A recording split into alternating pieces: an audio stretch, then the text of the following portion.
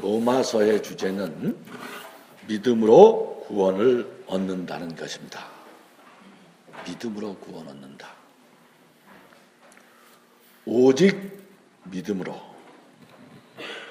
의인은 오직 믿음으로 구원 얻는다는 이 주제는 마틴 루터의 종교개혁, 그것의 기초가 됨으로써 더욱 유명해진 말이기도 하지요. 그래서 우리 프로테스탄트 교회, 우리 개신교회에서는 수많은 신앙의 덕목에서 특별히 믿음을 강조해 오고 있지 않습니까? 솔라 피데, 오직 믿음으로. 정말 아주 유명한 그런 종교 개혁의 구호지요. 그렇다면 우리가 그렇게 강조하는 믿음이란 무엇을 말하는 것인가?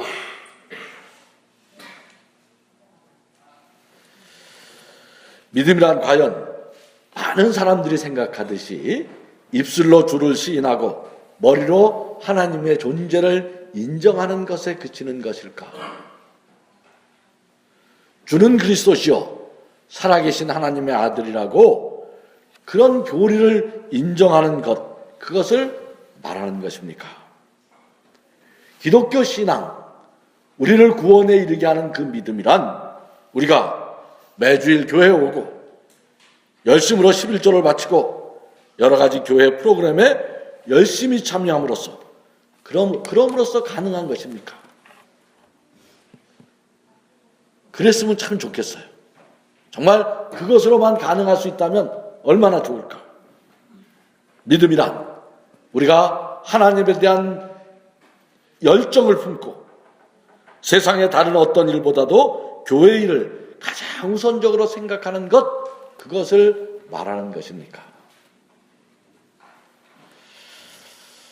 우리는 흔히들 그런 것들을 좋은 믿음이라고 생각하기 쉽습니다.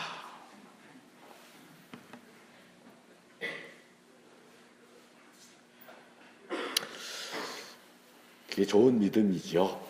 그렇죠? 좋은 믿음.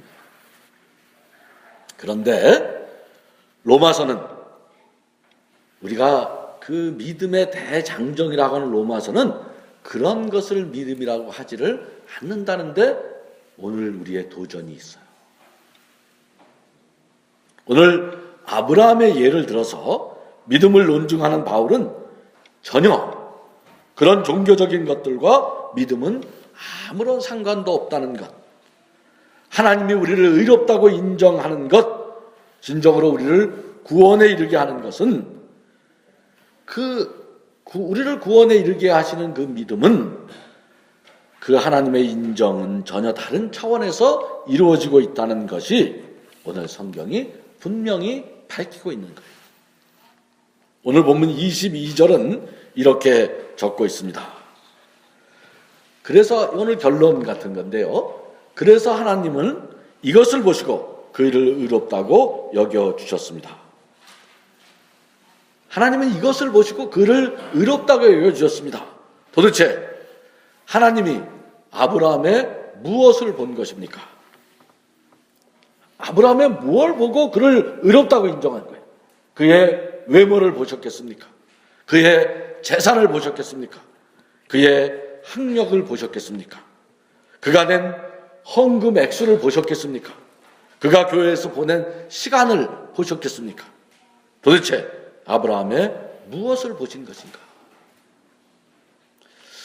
여기서 우리가 이런 대목을 읽으면서 꼭 알아야 할 것은 하나님은 우리의 삶의 무엇인가를 주목하시는 분이라는 거예요. 하나님이 주목하는 것, 여러분, 하나님은 우리의 무엇을 주목하고 계실까요?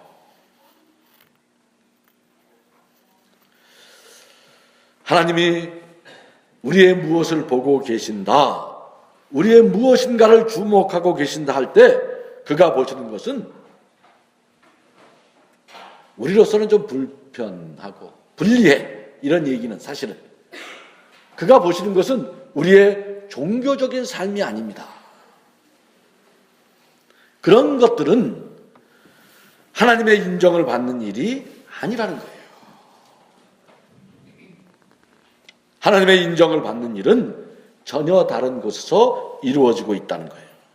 우리가 교회를 다니고 열심히 종교 생활을 하고자 하는 것은 그 전혀 다른 차원에서 이루어지고 있는 그 하나님의 인정을 받기 위한 훈련의 과정일 뿐이에요. 좋게 말하면 그것도 우리가 훈련의 과정이고요. 나쁘게 말하면 우리가 하나님 앞에서 종교적 알리바이를 만드는 일일 수도 있어. 여러분, 세상에는 두 종류의 무신론자가 있지 않습니까? 입술로 신을 부정하는 무신론자가 있고요. 삶으로 신을 부정하는 무신론자가 있습니다. 여러분, 어느 무신론자가 진짜 무신론자일까? 몇 해 전에 미국과 이스라엘이 전쟁을 벌였어요. 미국 대통령도 기도를 했고 이라크 대통령도 기도를 했어요. 온 세상이 TV로 그 기도를 중계 방송했어요. 기도가 끝나자마자 무슨 일이 벌어졌습니까? 죄 없는 어린이들이 죽고 다쳤습니다. 병원과 학교가 불타버렸습니다. 그 전쟁터 어디에도 신의 자비와 사랑은 보이지 않았어요. 그런데 전쟁을 일으킨 이들은 여전히 신을 부르고 있지 않습니까? 그들은 여전히 교회나 성전에 드나들 것이고 여전히 자신들이 신을 믿는 사람들이라고, 자신들은 유신론자들이고 자신들은 믿음이 굳센 사람이라고 굳게 믿고 있는 것이죠. 그게 바로 종교의 실상인 것이에요. 그래서 종교가 우리를 구원하는 것이 아니라 로마서가 말하려고 하는 종교가, 율법이 우리를 구원하는 것이 아니라 믿음이 우리를 구원하는 것입니다. 여기서 믿음이란 우리가 흔히 종교 생활이라고 부르는 것과는 전혀 관계가 없는 것이에요. 그렇다면 우리를 하나님께 인정받게 하는 참된 믿음이란 무엇을 말하는 것입니까? 아브라함은 어떻게 해서 믿음의 조상이 된 것일까? 오늘 18절은 이렇게 적고 있어요. 아브라함은 희망이 사라진 때에도 바라면서 믿었으므로. 자, 이거 한번 저 따라해 보시겠습니까? 아브라함은 희망이 사라진 때에도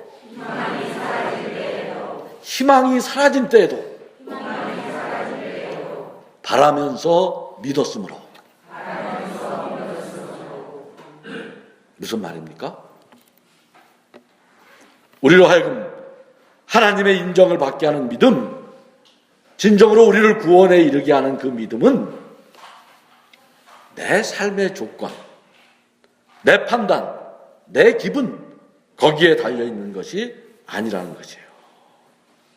지금 희망이 사라진 때라고 하는 것은 누구의 판단입니까? 누가 희망이 사라졌다고 합니까? 그게 바로 내 판단, 내 기준, 내 조건을 말하는 것이 아닙니까?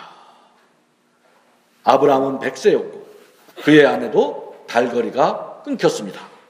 무슨 아들이 나오겠습니까? 그런데 하나님이 하신다는 약속이 있다면 그것은 가능한 것이에요. 하나님이 하신다면 누구도 못 막는 거예요. 팔팔한 청년이라도 하나님이 안 된다고 하면 안 되는 것이 아닙니까? 희망이 사라진 때 바로 내 기준과 판단과 내 조건으로 치면 최악의 상태이죠. 아무런 희망이 없다, 그런 소리가 신음처럼 나오는 그 순간, 그런데 아브라함은 믿었다는 거예요. 이게 무슨 말일까? 여러분, 이게 무슨 말이에요? 아브라함들 생각이 없었겠습니까? 아브라함이라고 눈치가 없었겠습니까? 아브라함은 지금 절망의 순간이라는 것을 몰랐을 리가 없어요.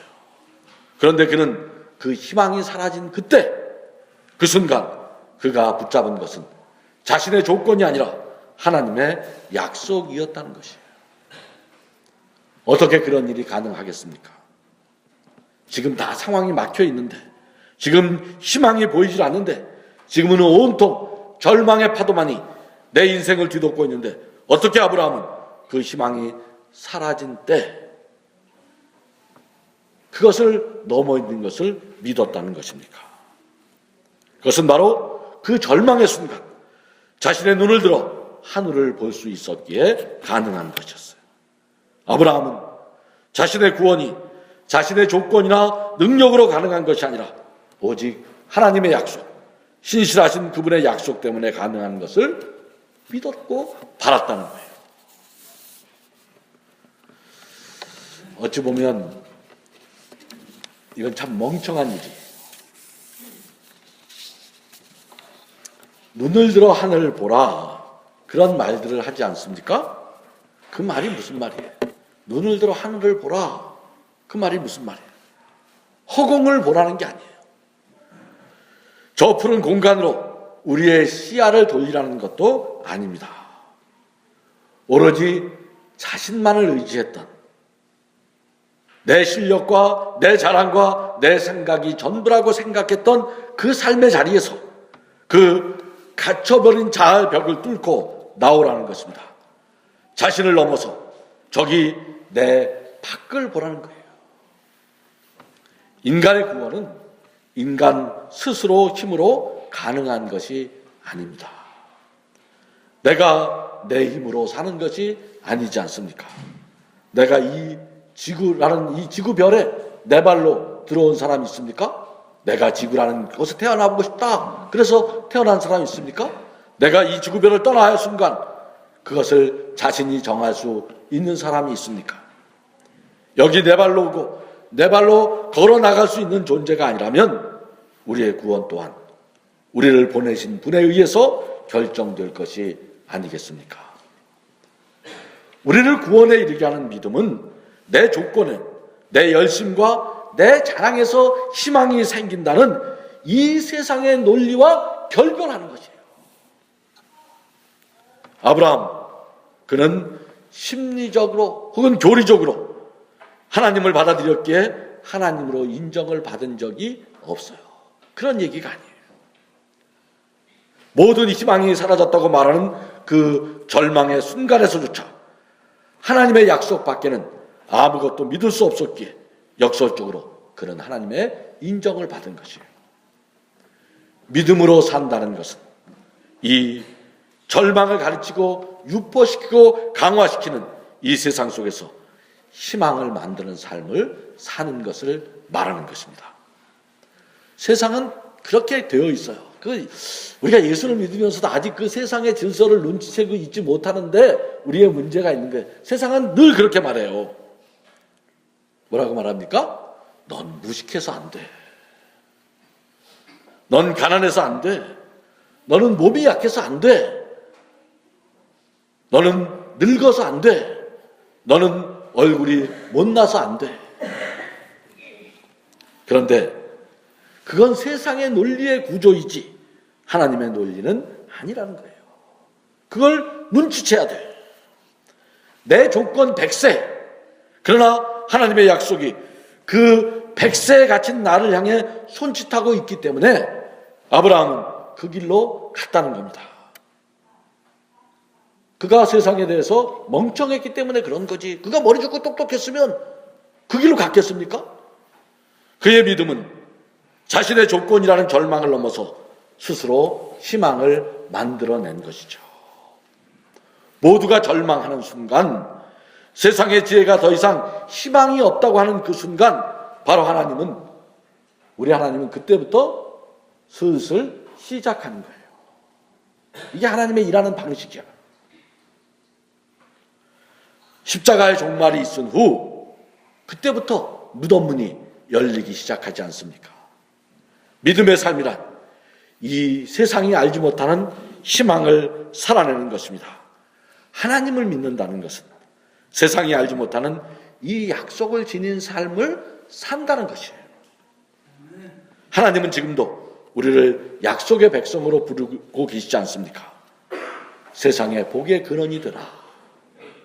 전쟁과 테러, 환경 파괴, 빈부격차, 부정부패, 온갖 세상에는 절망의 조건이 넘쳐나고 있습니다.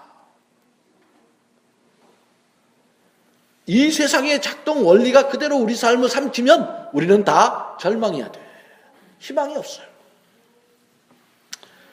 그래서 사람들은 평화는 불가능한 거라고, 그것은 꿈이라고, 세상에 희망이 없다고 말하지 않습니까? 그래서 우리가 이 세상을 살려면 어떻게 세상이 가르쳐주는 방식대로 사는 거야. 서로 미워하고 갈등함으로써. 그래서 나 하나만 지키는 것이 더 낫다고 생각하며 사는지도 모르겠습니다. 신음하는 생태계를 다시 살리기보다는 나 하나 편리와 이기의 삶이 그나마라도 남은 길이라고 생각하며 사는 것이지요. 모두가 절망을 노래하는 그때 상황이 어떻고, 정치, 경제, 문화가 어떻고, 교육이 어떻고, 교회와 종교가 어떻고, 그 모든 것이 종합, 그 모든 것을 다 더하고 곱하고 뭐 다 지지고 볶아봤자 절망일 수밖에 없는, 그렇게 모두가 한탄할 때 바로 그때 희망을 만들어내는 사람, 그 사람이 바로 아브라함이었던 거예요. 그 사람이 믿음의 사람이었던 겁니다. 하나님은 그 믿음을 보시고 아브라함을 의롭다 하시며 우리 또한 그 믿음을 지니라고 하는 것입니다. 우리를 아브라함을 우리가 뭐라고 부릅니까? 믿음의 조상이라고 부릅니다. 우리의 혈통적 족보는 무슨 경주김 씨, 무슨 안동권 씨 그런 족보지만 우리의 영적 족보는 이 믿음으로부터 이어져 내려오고 있다는 거예요. 믿음이란 교리 교과서에 있는 게 아니에요. 내 작은 가슴과 머릿속 판단에 있는 것도 아니야. 내 머리로 믿는 게 아니에요. 믿음이란 희망이 사라진 곳에만 있습니다. 그래서 믿음의 사람이 필요한 것입니다. 세상이 늘 잘 작동하고 희망이 넘치는 그때를 위해서 믿음이 필요한 것이 아니라 모든 희망이 사라진 그 순간을 위해 하나님은 우리에게 약속을 주신 것입니다. 그러므로 믿음의 사람은 이 세상 속에서 희망을 찾는 어리석은 일을 그만두어야 돼. 제발 그런 어리석은 일 반복하지 않기를 바랍니다. 하나님이 우리를 믿음으로 부르신 것은 그런 일을 하라고 부르신 것이 아니에요.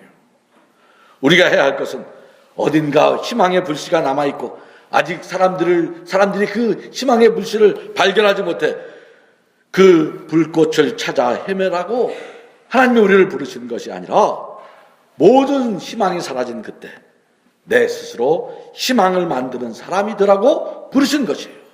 거기에만 하나님의 약속이 있는 것입니다. 하나님은 지금도 우리를 부르고 계십니다. 하나님은 지금도 우리를 주목하고 계십니다. 우리의 자랑, 우리의 긍지를 보고 있는 것이 아니라 내가 이만큼 성취를 했다, 내가 이만큼 무슨 교회를 열심히 다녔다, 내가 이렇게 돈을 많이 사업에 성공했다, 내가 학문적 성취를 이루어서 내가 이렇게 권력을 잡고 높은 사람이 되었다, 그딴 거 하나님 관심도 없어요. 우리의 잘남과 능력을 주목하고 계신 것이 아닌 거예요. 하나님이 주목하고 계신 것은 최악의 조건, 희망이 사라진 때 우리가 무엇을 하고 있는지를 보고 계신 것입니다. 하나님 우리 보고 무슨 대단한 능력을 가지라고 하시는 것도 아닙니다. 우리에게 엄청난 실력과 희생을 요구하는 것도 아니에요. 그런 거 하지 마세요. 절대로 교회 와서 억지로 막 희생하고 봉사하고 그런 거 절대로 하지 마. 그건 본인한테도 요만큼 덕도 안 되고 교회 공동체에도 별로 덕이 안 돼. 하나님 역사에는 물론이지만 다만 우리가 그분의 약속을 믿는 우리에게 믿음만을 바라고 계신 것입니다. 왜냐하면 그분 안에만 실력과 능력이 있기 때문입니다. 사람의 실력으로 되는 게 아니에요.